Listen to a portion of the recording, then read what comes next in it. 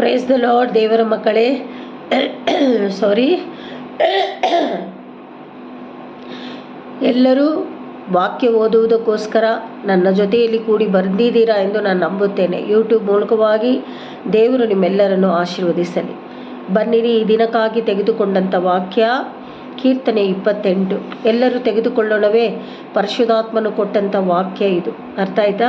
ಭಯಭಕ್ತಿಯಿಂದ ಈ ವಾಕ್ಯವನ್ನು ರಿಸೀವ್ ಮಾಡಿಕೊಳ್ಳಿರಿ. ಭಯಭಕ್ತಿಯಿಂದ ನನ್ನ ಜೊತೆಯಲ್ಲಿ ಓದ್ರಿ.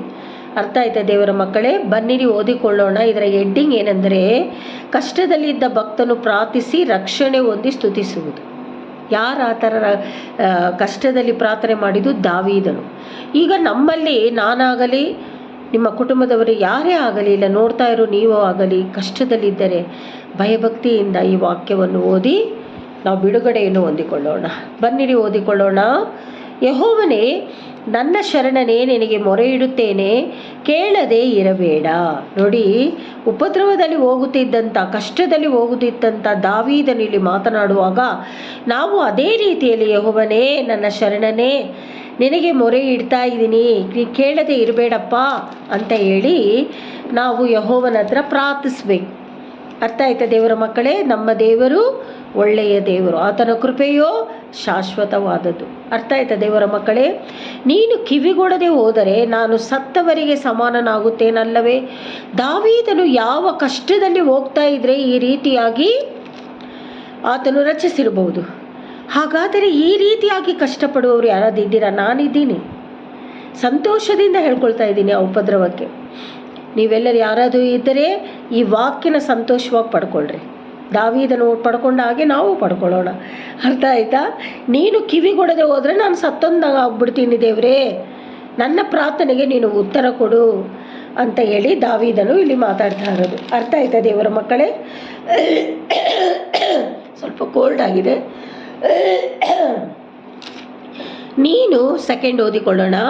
ನೀನು ವಾಸಿಸುವ ಮಹಾಪರಿಶುದ್ಧ ಸ್ಥಾನದ ಕಡೆಗೆ ನಾನು ಕೈ ಎತ್ತಿಕೊಂಡು ಮೊರೆ ಇಡುತ್ತೇನಲ್ಲ, ನನ್ನ ವಿಜ್ಞಾಪನೆಯನ್ನು ಲಾಲಿಸು.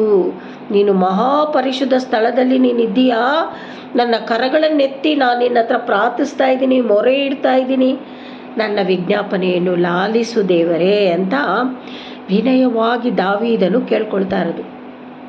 ನಾವು ಅದೇ ರೀತಿಯಲ್ಲಿ ಕೇಳ್ತಾ ಇದ್ದೀವಿ. ಮೂರನೇದು ಓದಿಕೊಳ್ಳೋಣ. ನೀನು ದುಷ್ಟರೊಡನೆಯೂ ಪಾತಕಿಗಳ ಸಂಗಡಲೂ ನನ್ನನ್ನು ಎಳೆದುಕೊಂಡು ಹೋಗಬೇಡ. ಅವರು ಹೊರಗೆ ಒಳ್ಳೆಯದಾಗಲಿ ಎಂದು ಹೇಳಿದರು, ಒಳಗೆ ಕೇಡಾಗಲಿ ಎಂದು ಯೋಚಿಸುವರು.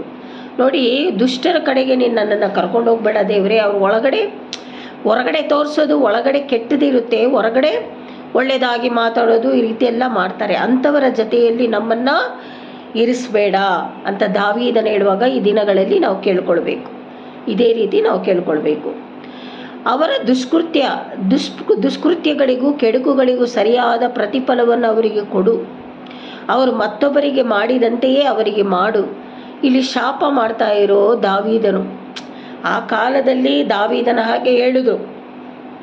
ಅರ್ಥ ಆಯ್ತಾ ದೇವರ ಮಕ್ಕಳೇ? ನಮ್ಮನ್ನು ಕೇಡು ಬಗೆಯವರಿಗೆ ನಮ್ಮ ಯೇಸು ಸ್ವಾಮಿ ಹೇಳಿಕೊಟ್ಟಿರೋದು, ನಮ್ಮನ್ನು ಕೇಡು ಬಗೆಯವರನ್ನು ನಾವು ಮನ್ನಿಸಬೇಕು ಅಂತ. ನಾವು ಕ್ಷಮಿಸ್ಬಿಡೋಣ. ಅರ್ಥ ಆಯ್ತಾ? ದಂಡಿಸೋದಕ್ಕೆ, ನ್ಯಾಯ ತೀರಿಸೋದಕ್ಕೆ ನಾವು ಯಾರು? ನಾವು ಪಾಪಿಗಳೇ ಅಲ್ಲವಾ? ದೇವರ ಕೈಯಲ್ಲಿ ಒಪ್ಪಿಸಿಕೊಟ್ರೆ ದೇವರು ನೋಡ್ಕೊಳ್ತಾರೆ. ಅರ್ಥ ಆಯ್ತಾ? 5 ಓದಿಕೊಳ್ಳೋಣ. 28:5. ಅವರು ಯೆಹೋವನ ಕಾರ್ಯಗಳನ್ನು, ಆತನ ಕೈ ಕೆಲಸಗಳನ್ನು ವಿವೇಚಿಸಿ ತಿಳ್ಕೊಳ್ಳದೆ ಹೋದರು. ಆದುದರಿಂದ ಆತನು ಅವರನ್ನು ಹಾಳು ಮಾಡುವನೇ ಹೊರತು ವೃದ್ಧಿಪಡಿಸುವುದಿಲ್ಲ. ದೇವರ ಕೈ ಕೆಲಸವೆಲ್ಲ ಅವ್ರೇನು ಮಾಡ್ತಾ ಇದ್ರಂತೆ? ತಿಳ್ಕೊಳ್ತಾ ಇರಲಿಲ್ಲ, ಅದನ್ನು ಮೈಂಡಿಗೆ ತಗೊಳ್ತಾ ಇರಲಿಲ್ಲ ಅವರು. ಅರ್ಥ ಆಯ್ತಾ ದೇವರ ಮಕ್ಕಳೇ? ಆದ್ದರಿಂದ ಅವರನ್ನು ಹಾಳು ಮಾಡುವುದೇ ಒಳ್ಳೆಯದು. ಅವರನ್ನು ಹಾಳು ಮಾಡುವನೇ ಹೊರತು ಅವನನ್ನು ವೃದ್ಧಿಪಡಿಸುವುದಿಲ್ಲ ಅಂತ ಇಲ್ಲಿ ದೇವರು ದಾವೀದನು ಹೇಳ್ತಾ ಇರೋದು. ದೇವ್ರು ಮಾಡ್ತಾರೆ ಅಂತ ನಮಗೆ ಗೊತ್ತಿಲ್ಲ, ಅವರವರ ಲೆಕ್ಕ ದೇವರಿಗೆ ಗೊತ್ತು.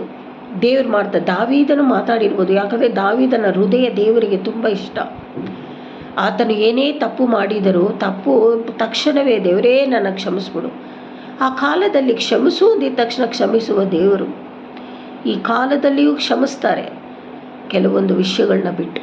ಅರ್ಥ ಆಯ್ತಾ ದೇವರ ಮಕ್ಕಳೇ? ಹಾಗಾದರೆ ದಾವೀದನು ಹೇಳ್ತಾ ಇರೋದು ಆ ಥರ.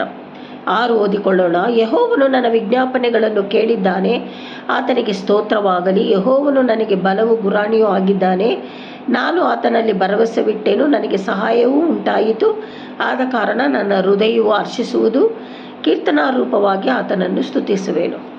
ಇದೆಲ್ಲ ಒಪ್ಪಿಸ್ಕೊಟ್ಬಿಟ್ಟು ದಾವೀದನ ಏನು ಮಾಡ್ತಾ ಇದ್ದಾರೆ, ದೇವರು ನನ್ನ ಪ್ರಾರ್ಥನೆ ಎಲ್ಲ ಕೇಳಿಬಿಟ್ರು.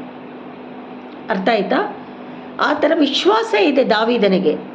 ನನ್ನ ಪ್ರಾರ್ಥನೆಯನ್ನು ಕೇಳಿದ್ದಾರೆ, ನಾನು ದೇವರಿಗೆ ಸ್ತೋತ್ರ ಮಾಡ್ತೀನಿ, ಆತನೇ ನನಗೆ ಬಲವೂ ಗುರಾಣಿಯೂ ಆಗಿದ್ದಾನೆ, ಆತನಲ್ಲೇ ನಾನು ಭರವಸೆ ಇಟ್ಟಿದ್ದೇನಲ್ಲ. ಹಾಗಾದರೆ ನೀವು ನಾನು ಭರವಸೆ ಇಟ್ಟಿದ್ದೀವಾ? ಖಂಡಿತವಾಗಲು. ಮನುಷ್ಯನ ಮೇಲೆ ಭರವಸೆ ಎಂಥ ಉಪದ್ರವ ಬರಲಿ, ಎಂಥ ಕೇಡು ಬರಲಿ, ಸೈತಾನ ಲಜ್ಜೆಗೆಟ್ಟು ಹೋಗಬೇಕು ಅವನು. ನಾವು ದೇವರನ್ನು ಬಿಟ್ಟುಕೊಡಬಾರ್ದು.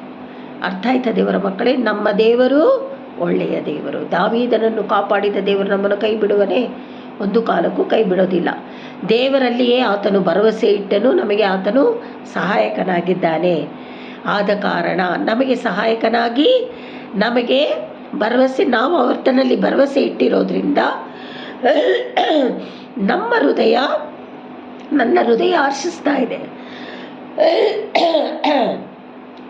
ನನ್ನ ಹೃದಯ ಹರ್ಷಿಸ್ತಾ ಇದೆ ಅಂತ ದಾವೀದನು ಹೇಳುವಾಗ ನಾವು ಹೇಳ್ಕೊಳ್ಬೇಕು, ನಮ್ಮ ಹೃದಯನು ಹರ್ಷಿಸ್ತಾ ಇದೆ ದೇವರೇ, ನಾನು ಕೀರ್ತನೆಯಿಂದ ನಿನ್ನನ್ನು ಸ್ತುತಿಸಿ ಕೊಂಡಾಡ್ತೀನಿ ದೇವರೇ ಅಂತ ಹೇಳಿ ಕರ್ತನ ನಾಮವನ್ನು ಮಹಿಮೆಪಡಿಸಬೇಕು.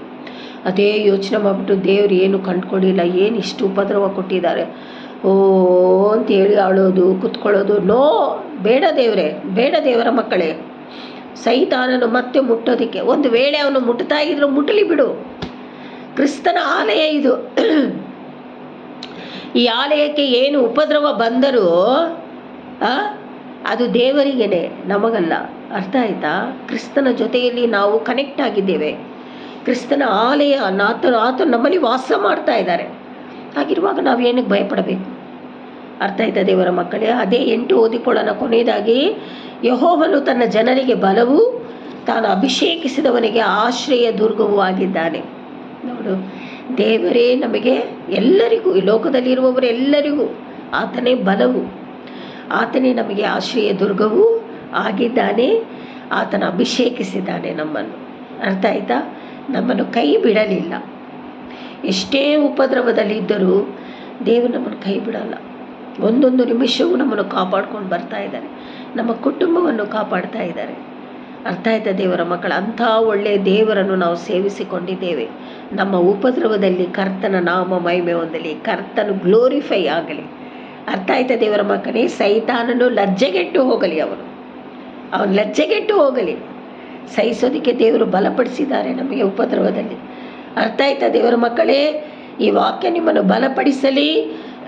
ನಿಮ್ಮ ಉಪದ್ರವ, ನಿಮ್ಮ ಕಷ್ಟಗಳಿಗೆ ದೇವರು ಬಲಪಡಿಸಲಿ, ಸಹಾಯ ಮಾಡಲಿ, ನಿಮ್ಮನ್ನು ರಕ್ಷಿಸಲಿ ಎಂದು ಕರ್ತನ ನಾಮದಲ್ಲಿ, ಕರ್ತನ ನಾಮ ಮಹಿಮೆ ಪಡಿಸ್ಬಿಟ್ಟು ನಿಮ್ಮನ್ನು ಆಶೀರ್ವದಿಸ್ತಾ ಇದ್ದೀವಿ. ಸಂತೋಷದೊಂದಿಗೆ ಹಾಲಿಗೆ ಹೋಗೋಣ. ಅರ್ಥ ಆಯ್ತಾ? ಭಯಪಡಬೇಡ್ರಿ ದೇವರ ಮಕ್ಕಳೇ. ನಾನು ಭಯಪಡೋದಿಲ್ಲ. ಆತ ನಮ್ಮ ಜೊತೆಯಲ್ಲಿರುವಾಗ ನಾವು ಏನಕ್ಕೆ ಭಯಪಡಬೇಕು? ಯಾಕೆ ಭಯಪಡಬೇಕು? ಒಂದು ಕಾಲಕ್ಕೂ ನಾವು ಭಯಪಡೋದಿಲ್ಲ. ಅರ್ಥ ಆಯ್ತಾ ದೇವರ ಮಕ್ಕಳೇ? ದೇವರು ನಿಮ್ಮೆಲ್ಲರನ್ನು ಈ ವಾಕ್ಯದ ಮೂಲಕವಾಗಿ ಆಶೀರ್ವದಿಸಲಿ. God bless you.